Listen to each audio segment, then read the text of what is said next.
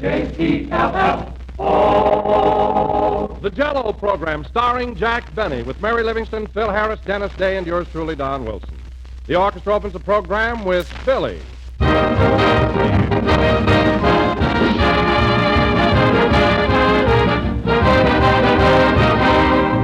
Here is some helpful advice for every woman who likes to keep her family in good spirits.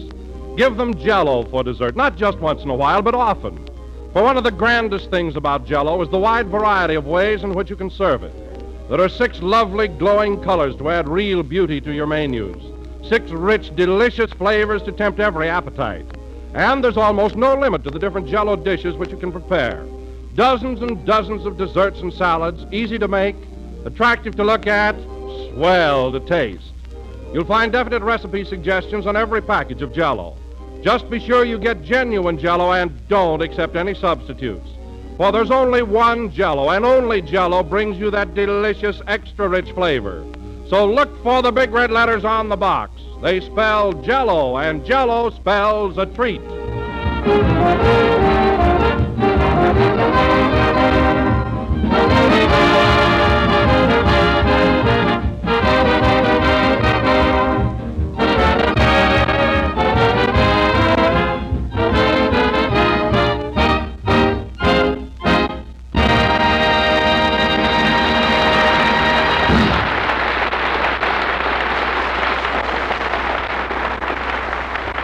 That was Billy, played by Phil Harris and his orchestra. And now, ladies and gentlemen, this being the first Sunday in November, we bring you the last rose of summer, Jack Benny. Thank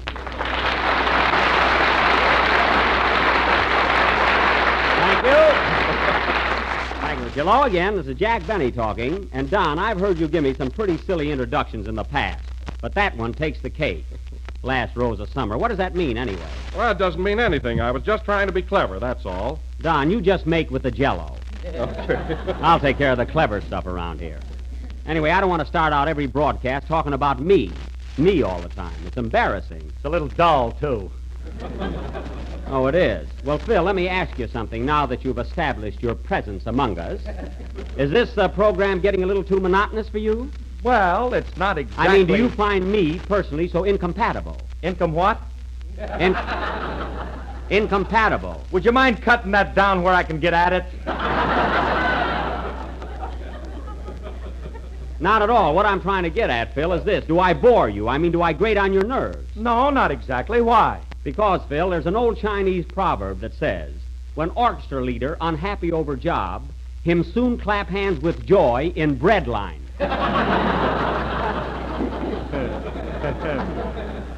Very good advice. Oh, hello, Mary. Hello, One Lung. Is my laundry ready? Never mind that. You know, Mary, I don't know why I even argue with Phil. I use an ordinary word like incompatible, and it throws him. He's absolutely illiterate. Well, it's your own fault, Jack. You knew he couldn't read when you hired him. What do you mean? You had to draw off his contract with pictures. Oh, that's right. I remember. I had to get a lawyer and Rube Goldberg. Say, Mary, did you see Dennis Day when you came in? I told him to be here early tonight. Yeah, I saw him downstairs in the drugstore, and I got some good news for you, Jack. What? I don't think his mother's with him. How do you know? He was on his 3rd banana split. Oh. I knew he'd go on a spree the minute he got away from her. 3 banana splits, eh? And a malted milk. 3 banana splits and a malted milk? With an egg in it. With an egg in it? And a hamburger sandwich. A hamburger sandwich? With onions. With onions? Little Sir Echo, shut up, shut up.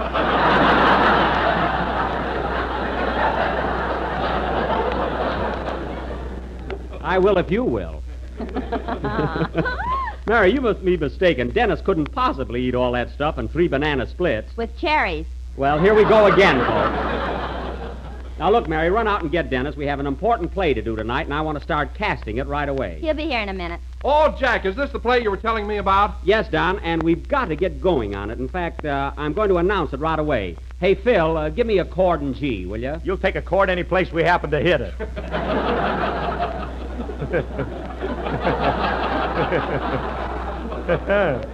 That I know. The chord, please. Thank you. And now, ladies and gentlemen... Boys, that was grand. And now, ladies and gentlemen, tonight, for our supreme effort in our current dramatic season, we are going to offer our version of one of the most famous stage and screen productions of all time. None other than that sensational play and equally sensational motion picture, The Women. Thank you, Max. Now, this play was written by that renowned playwright, Miss Claire Booth, and was first produced in New York City by Max Gordon, who just hit the cymbal. Then Metro-Goldwyn-Mayer, realizing its dramatic and comedy potentialities... Potentialities? Yes, Phil, I'll cut it down for you later. Brought this great vehicle to Hollywood and created an outstanding film success. So tonight, ladies and gentlemen, the Benny theatrical termites will munch on it. Now, in our version... Say, Jack, how are we going to do The Women when I'm the only girl in our show? We'll just have to do the best we can, Mary. You mean we're all going to be women tonight? Exactly. Well, not exactly, but I've got it all... But I've got it all figured out. Now, to start with, I will play the leading role as portrayed on the screen by that lovely and talented actress, Miss Norma Shearer. Oh, no, Jackson, no!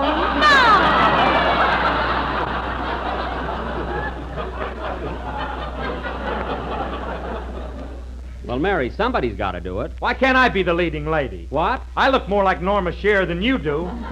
Isn't that awful? You look more like Norma Shearer than I do. Yes, I do. In an evening gown? Don't be ridiculous.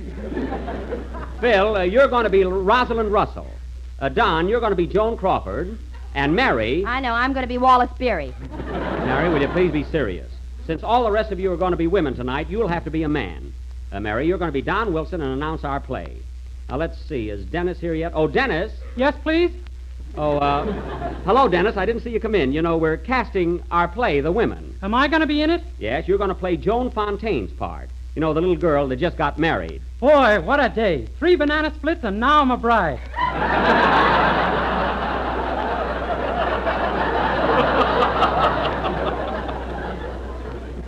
Yes, that's quite a schedule. Say, Jack, if you're going to play Norma Shearer's part, who's going to be your daughter? My daughter? Oh, yes. Dennis, I'll have to change your role. Instead of the young bride, you're going to be my 5-year-old daughter, Denise. 5 years old? Yes. And you're going to be his mother? Yes. What are you laughing at? You got a late start, didn't you, Ma?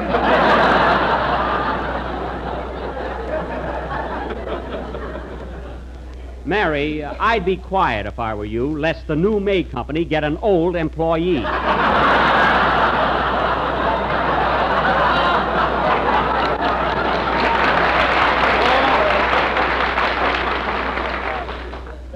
You know, reunion at Fairfax and Wilshire.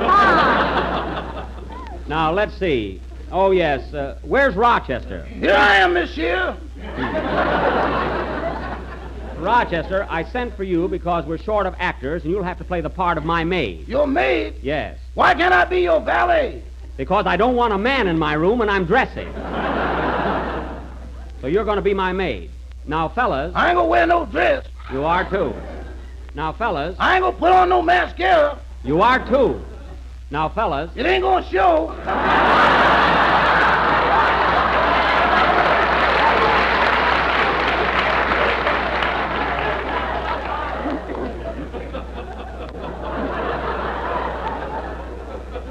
All right. Now, fellas, remember, we must be very legitimate. The only reason we're playing the part of women is because we're short of actresses. Well, why don't you hire a few? You know, Phil, women are so scarce in Hollywood. Mary, if you're inferring I'm too cheap to hire actresses, come right out and say so. All right, you're too cheap to hire actresses. Anyway, folks, our version of The Women will go on immediately after Dennis Day's song. Oh, Jack. Yes, Don? Who's going to play Mary Boland's part? You know, the Countess de Lage. I can't tell you, Don. I'm saving that for a surprise. Andy, now you spoiled it. Go ahead and sing, Dennis. Nobody can keep a secret around here.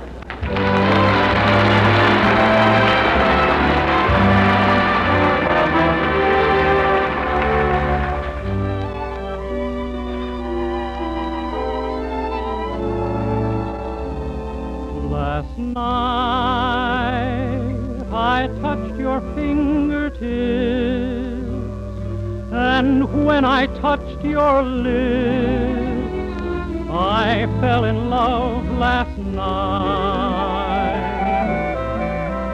Last night, I felt your heart beat fast. Swiftly the moments passed. Why couldn't it last night?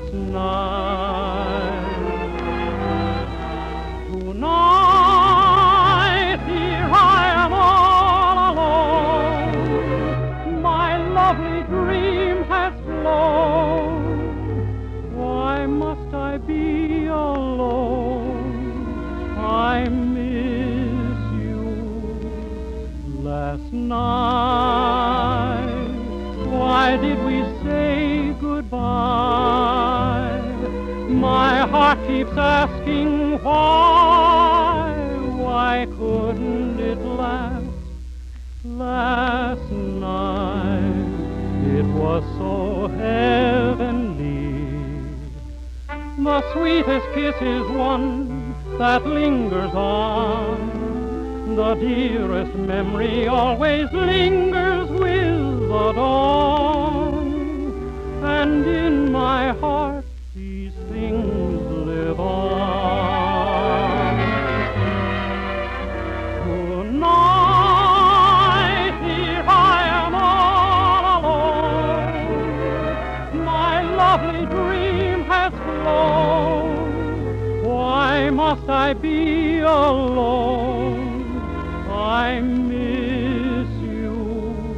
Last night, why did we say goodbye? My heart keeps asking why. Why couldn't it last night?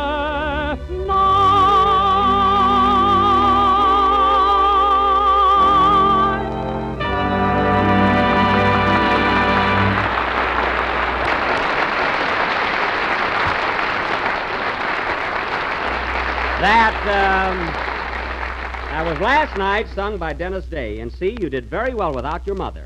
You don't need her here at all. You know, Dennis, there are times when your mother's a pest. Be careful, she's listening in. That's what I say. Your mother needs a rest. She's entitled to it. And now, ladies and gentlemen... Gee, Jack, I could have sworn you said Dennis's mother was a pest. Well, I'm getting this front tooth fixed, Mary. It slurs my words. And now, ladies and gentlemen, for our play, The Women, which we will present in two acts. Darn that front tooth. See what it does to me? All right, take it, Mary. You're the announcer. Wait a minute. Answer the phone, will you, Don? I'm busy. Okay, Jack. Hello? Hello, is this Grauman's Chinese Theater? What's that, madam? Is this Grauman's Chinese Theater? Oh, yes, madam. Jello does come in 6 delicious flavors: strawberry, raspberry, cherry, orange, lemon, and lime. I said, is this Grauman's Chinese Theater? Yes, indeed. You must be sure to ask for genuine Jello and look for the big red letters on the box. Well, what time does the feature go on? You're welcome, madam. Goodbye. Are you through, Don? Sure, go ahead. All right, Mary. Announce our play. Okay. Ladies and gentlemen, The Women. The opening scene is the fashionable Park Avenue residence of Mrs. J. Updike Benny. As the curtain rises, we find Mrs. Benny seated in her boudoir, talking to her 16-year-old daughter, Denise. Mary, I said Dennis is 5 years old. I'm making him 16. He just winked at me. Oh. The Women. Act 1. Curtain. Music.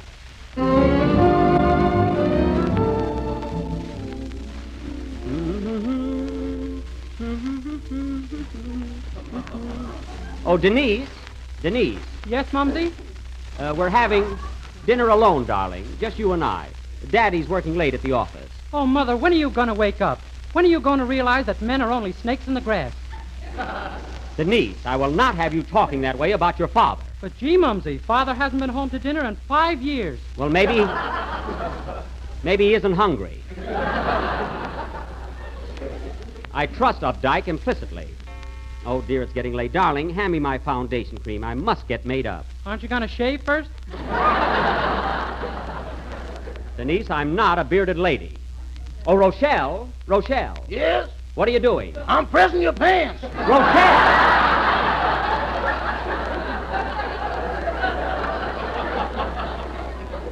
Now, Rochelle, I want you to go down to the kitchen and tell the cook Mr. Benny won't be home to dinner tonight. That's a pretty long walk for so little news. Never mind, Mr. Benny is detained at the office. Don't tell me about men. I married 8 of them. Well, Rochelle, wasn't there even one of them who was nice and sweet and kind to you? One you could trust? Mrs. Benny is one woman to another.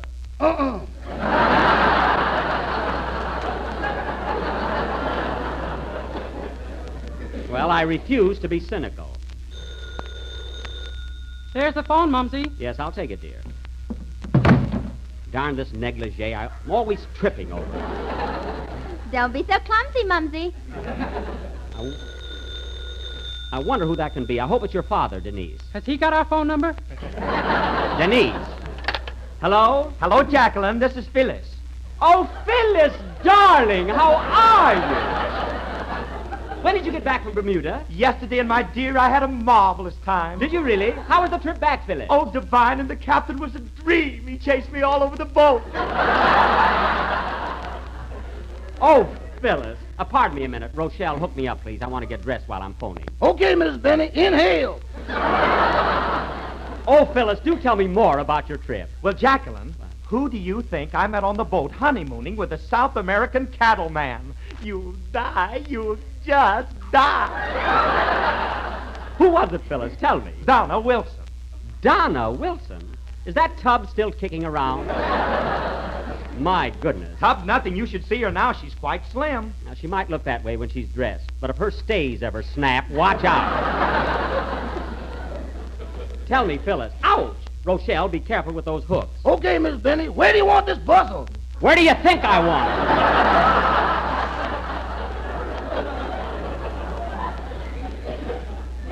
Phyllis, darling, I'm just dying to see you. Let's have lunch tomorrow at the Park Villa. Oh, grand. Shall we meet in the Rendis booth room? That's rendezvous room. And to think you went to Vassar. I'll tell you what, Phyllis. I'll call Donna, and we'll have a little get-together. All right, darling. See you tomorrow. Bye-bye, dear. Bye-bye. Oh, by the way, Jacqueline, I almost forgot to ask you, how is Updike? Updike? Here they go, folks. Meow!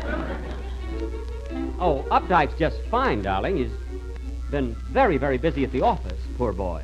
I saw him at the Silver Slipper last night. He was pretty busy there, too. The Silver Slipper? Are you sure, Phyllis? Why, yes. I hope I haven't shocked you, dear. I thought you knew.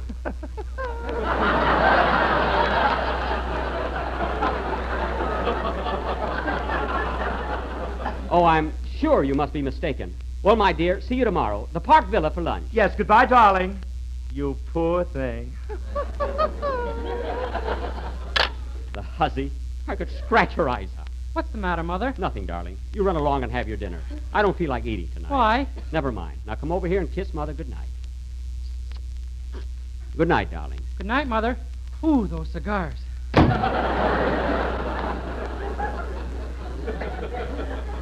I've been putting up with that for years. Phyllis, the cat, the hussy. Why did she have to tell me? Oh, Updike. Updike. How can you do this to me? You said you'd love me in December as you would in May. And here it is November. I know I'm not pretty anymore, Updike, but I've given you the best years of my life. Oh, come now, honey, don't cry. I can't help it, Rochelle. I told you men are no good, none of them. But what'll I do, Rochelle? This is so humiliating. What'll I do? Honey, take this razor, find that man, and make way for tomorrow. Rochelle!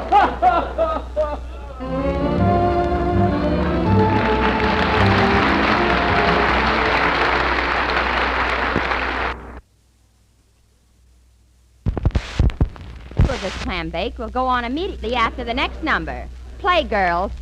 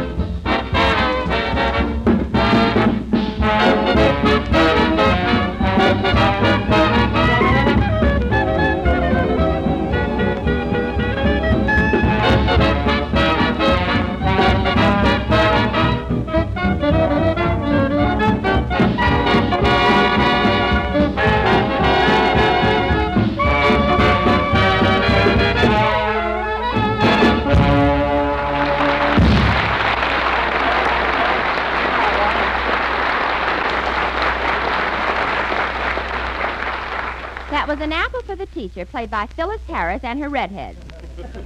And now, ladies and gentlemen, Act Two, The Women. The scene is the rendezvous room of the Park Villa Hotel, where we find Phyllis Harris and Donna Wilson, three charming ladies, awaiting the arrival of Jacqueline Benny. The Women. Curtain. Music.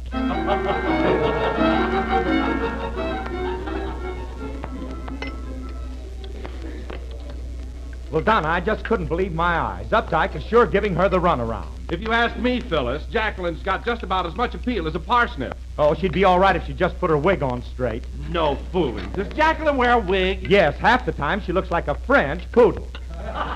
Quiet, Donna. Here she comes now. Oh, hello, girls. Phyllis, Donna. Jacqueline, darling!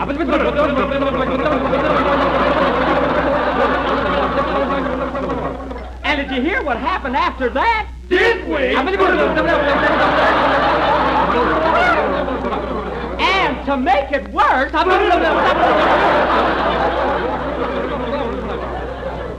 Oh, it was simply awful. Now, don't breathe a word of this to a soul. We won't. Oh, here, Jacqueline, have a dish of Jello. Thank you, darling. And, Donna, I can't get over how thin you look. Why, you're nothing but skin and bones. And did you notice how my chins have gone down? Yes, down to your stomach. Oh, I was just spoofing, Donna. Oh, girls. Look who's sitting at that table over there. Where? Oh, yes, and is she getting high hats since she's been on the radio? Who is it, Jacqueline? It's Frida Allen.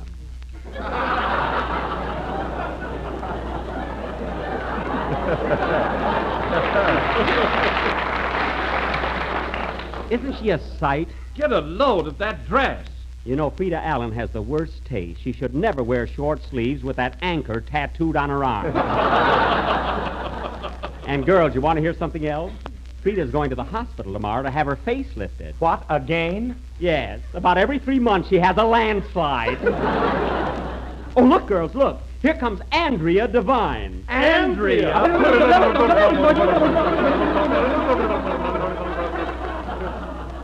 I thought she was in Paris. Hello, Andrea. Hiya, Jacqueline. Andrea, darling, what are you doing here? I thought you were living abroad. I was, but I came back to marry a cowboy. A cowboy? How thrilling. What's his name, Andrea? I forget it, but it's on his guitar. Oh. Are you very much in love, Andrea? Am I? L'amour, toujours l'amour. Well, by the way, Andrea, why did you divorce the Count? I'm just dying to know. Oh, Pierre was always so busy at the office. He was working night and day. Oh. Uh-huh, like guess who, eh, Jacqueline? Now listen, Phyllis. I'll have none of your innuendos. Just because Updike happens to be working at the office a great deal, you don't need to jump at conclusions. He's a very good husband. Oh, stop trying to kid us. It's all over between you and Updike, and you know it. Phyllis Harris, you take that back or I'll scratch your eyes out. Girls! You do, and I'll pull your hair out. I'll pull your hair out, too. I'll bet Jack gets more than Phil does. Phyllis, you say one more word about Updike, and I'll slap the rouge right off your face. And then will those bags show. It's no use, Jacqueline. You can't compete with them chorus girls. I can't, eh? Take that. Take that, and that, and that. Oh, let go of my hair. Watch those fingernails. Ladies and gentlemen, while those two women are acting like women, let me remind you that Jello is not only economical and easy to make, but it is America's favorite gelatin dessert. So look for the big red letters on the box. Take that, and that, and that. That'll teach you, Phyllis Harris. I'm going home. Pay the check, Donna. Goodbye. Later that night, we find the heartbroken Mrs. Benny in her boudoir packing for her trip to Reno. And she's not going for the scenery. Music! I'll show Updike. Can't treat me like that. He can't humiliate me in front of all my friends. Denise, hand me my hat box. Oh, Mumsy, why are you packing all your bags? Where are you going? I'm going to Reno. Reno? Yes. Gee, Mother, don't you love Father anymore? How can I love him when he won't come home? Oh, Denise, your mother's been a fool. A blind fool. For 5 years, I haven't seen your father. 5 long years. But, Mother, dear... No use, Denise. I can't keep it from you any longer. Your father is a louse.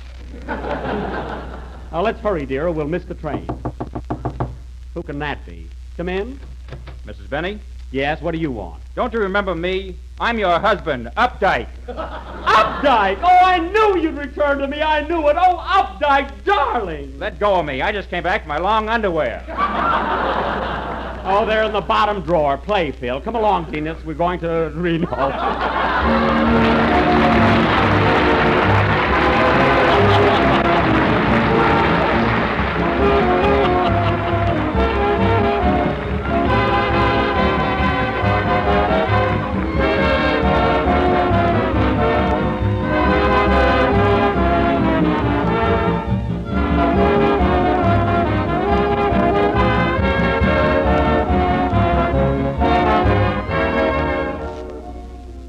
Every housewife knows that the best compliment her guest can pay her is to come back for second helpings. And that's the kind of compliment you get every time when you serve one of the new Jello puddings for dessert. I'm thinking right now of Jello butterscotch pudding, a handsome taffy-colored dessert served up in shining sherbet glasses and sprinkled with a white curly blanket of shredded coconut. Now there's a real pudding for you. It has a texture smooth as cream, and that mellow, distinctive flavor of old-fashioned butterscotch candy the whole family will love. Jello chocolate pudding, too, has a rich, luscious, homemade goodness that just seems to hit the spot. And don't forget Jello vanilla pudding, please. You'll find its delicate, creamy flavor makes a hit with the whole family, especially when it has nuts, fruits, or chopped dates mixed in to give it that final tempting touch. All three Jello puddings are quick as a flash to make. So get acquainted with America's newest dessert sensation, the dessert the whole country is talking about. Jello puddings, butterscotch, chocolate, and vanilla. Old-fashioned favorites made a new-fashioned way.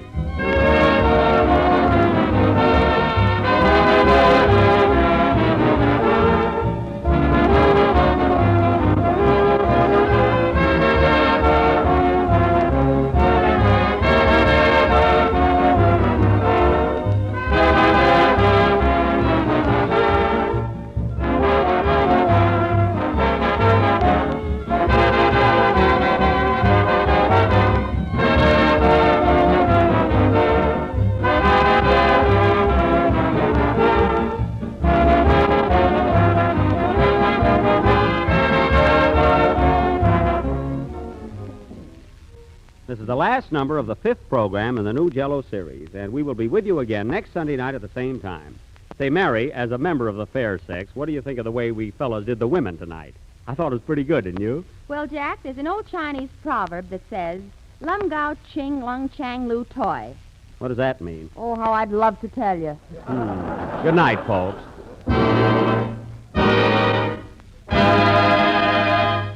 J-E-L-L-O.